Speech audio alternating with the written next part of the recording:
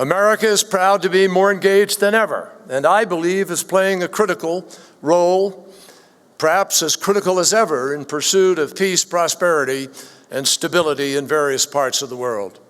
Right here in Europe, we are working with our partners to press the government of Ukraine to forego violence, to address the concerns of peaceful protesters, to foster dialogue, promote the freedom of assembly and expression. And I literally just received messages before walking in here of the efforts of our diplomats on the ground working with President Yanukovych to try to achieve calm and help move in this direction in the next days. We will stand with the people of Ukraine. We're also making progress towards finalizing the transatlantic trade and investment partnership, which would link the world's largest market, the EU, with the world's single largest economy, the United States, raising standards and creating jobs on both sides of the Atlantic. In the Asia-Pacific region, we are negotiating the Trans-Pacific Partnership, which will similarly encourage a race to the top, not the bottom, as it unifies 40% of the world's economy. The United States is working extremely closely with China and our allies in the region in order to address North Korea's reckless nuclear program, and also on diplomatic priorities like disaster relief and development. I was recently in the Philippines, and in a few weeks I will be back in Asia, my 5th trip as Secretary of State within a year. We are working with our ASEAN partners to discourage escalatory steps and conflict in the South China Sea, and this is a critical part of the President's rebalance to Asia. Across Africa, the home to 7 of the world's 10 fastest growing economies, we are investing heavily in both development, trade, and in the Great Lakes region. We just recently helped end an armed rebellion, demobilizing the M23 armed group. And just yesterday, thanks to our diplomatic intense engagement on the ground, we have helped to achieve a ceasefire in South Sudan. And I can tell you that almost every day during the so-called Christmas break, I was on the phone to either President Kerry or to former Vice President Riek Machar or to the Prime Minister of Ethiopia or President Museveni of Uganda as we worked diligently to try to move towards peace. Closer to home, we just completed a U.S.-Canada-Mexico summit in Washington last week in preparation for our leaders who will focus on increased cooperation in our hemisphere, the North American effort for renewed entrepreneurship, renewable energy, and educational exchanges.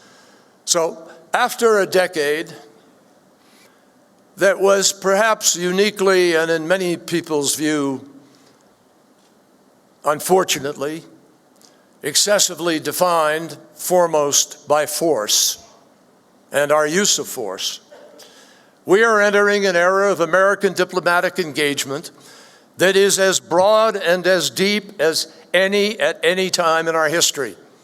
And such are the responsibilities of a global power. The most bewildering version of this disengagement myth is about a supposed retreat by the United States from the Middle East. Now, my response to that suggestion is simple. You cannot find another country, not one country, that is as proactively engaged, that is partnering with so many Middle Eastern countries as constructively as we are on so many high-stake fronts. And I want to emphasize the last point, partnering. We have no pretense about solving these problems alone, nor is anyone suggesting, least of all me, that the United States can solve every one of the region's problems, or that every one of them can be a priority at the same time. But as President Obama made clear last fall at the United Nations, the United States of America will continue to invest significant effort in the Middle East because we have enduring interests in the region, and we have enduring friendships with countries that rely on us for their security in a volatile neighborhood. We will defend our partners and our allies as necessary, and we will continue to ensure the free flow of energy, dismantle terrorist networks, and we will not tolerate the proliferation of nuclear weapons. Now, in reality, all three of these challenges and the relationships that surround them and accomplishing all of these goals requires, in President Obama's words, for the United States to be engaged in the region for the long haul. From security cooperation with our Gulf partners, like Saudi Arabia and the United Arab Emirates, with whom we are both discussing longer-term security framework for the region, as well as to helping countries in transition like Tunisia, Libya, Egypt, Yemen, to countering al-Qaeda and its affiliates, to ensuring stability for the world shipping lanes and energy supply. There is no shortage of the places where we are engaged in the Middle East. So the question isn't whether we're leaving, the question is how we are leading.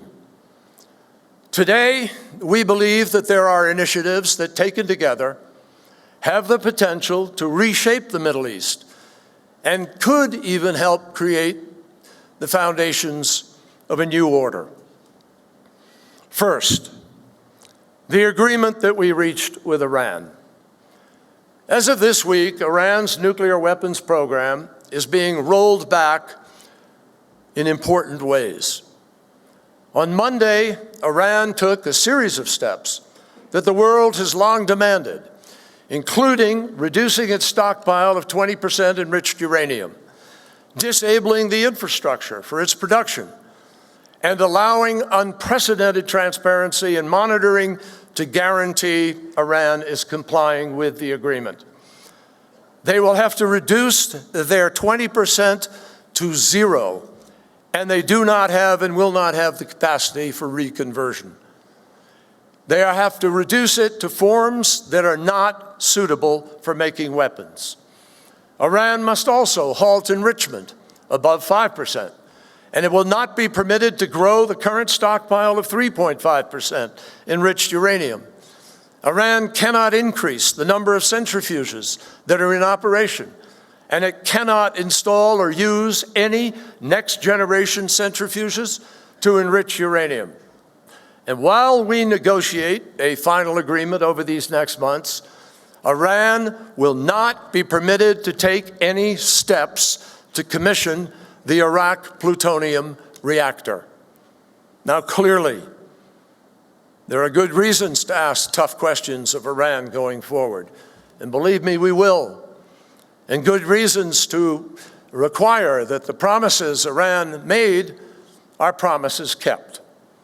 Remember, we certainly haven't forgotten, there is a reason that the world has placed sanctions on Iran.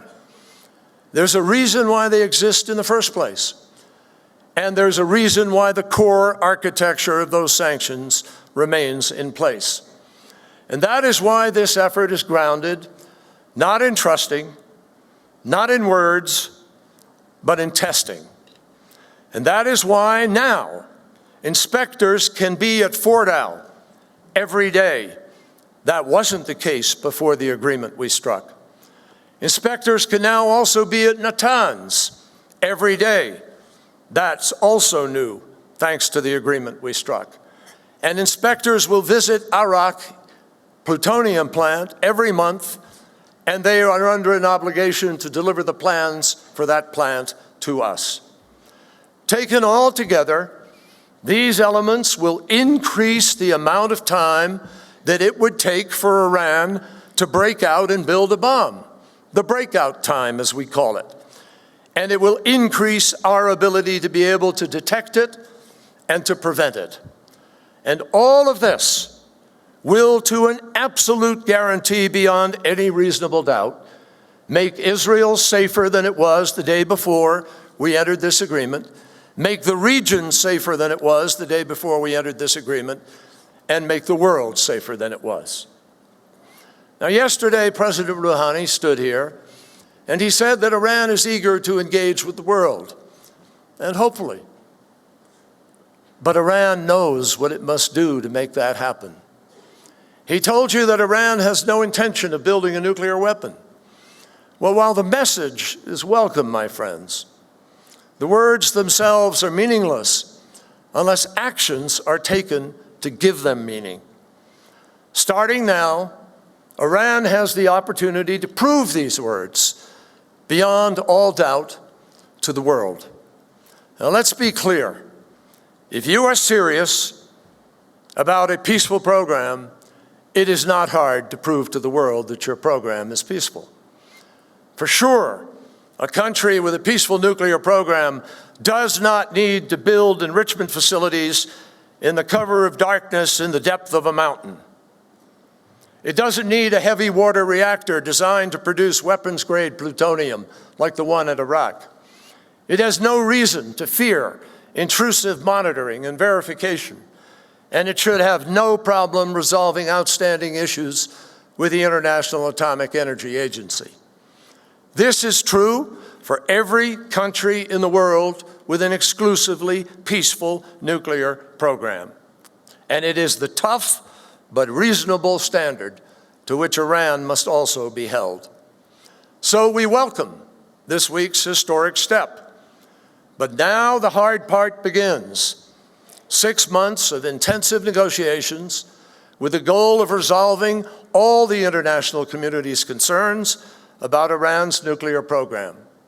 I want to say that the P5+1 has acted in unity, in great cooperation, and we welcome the international community's efforts that has characterized this initiative. So Iran must meet this test. If it does, the Middle East will be a safer place, free from the fear of a nuclear arms race. And diplomatic engagement, my friends, backed by sanctions and other options, will have proved its worth. The second challenge is Syria, where an enormous, almost unimaginable human tragedy is unfolding before our eyes. Just this week, we have seen the terrible new evidence of torture at the hands of the Assad regime. But this week, we also saw the Syrian regime and the opposition sit at the same table in the same room, or separate tables, but in the same room, for the first time since the war began. They were joined by more than 40 countries and institutions who have assented to the Geneva Communiqué, which clearly outlines how this conflict must conclude, with the creation of a transitional government with full executive authority by mutual consent. Let me tell you in simple terms why that means Bashar al-Assad cannot be part of that future. It is simple. It is first because of the extraordinary havoc that he has wreaked on his own country, on his own people. A man who has killed university students and doctors with Scud missiles. A man who has gassed his own people in the dead of night, families sleeping, women, children, grandparents. A man who has unleashed extraordinary force of artillery and barrel bombs against civilians, against the laws of warfare. Assad will never have or be able to earn back the legitimacy to bring that country back together. That's number one. But number two, because of those things that he has done, because of 130,000 people who have been killed, the opposition will never stop fighting while he is there. And so if your objective is to have peace, this one man must step aside in favor of peace and of his nation. You can never achieve stability until he is gone. And finally, any transitional government formed by mutual consent, by definition, will not include Assad, because the opposition will never consent to permit him to be there. The United States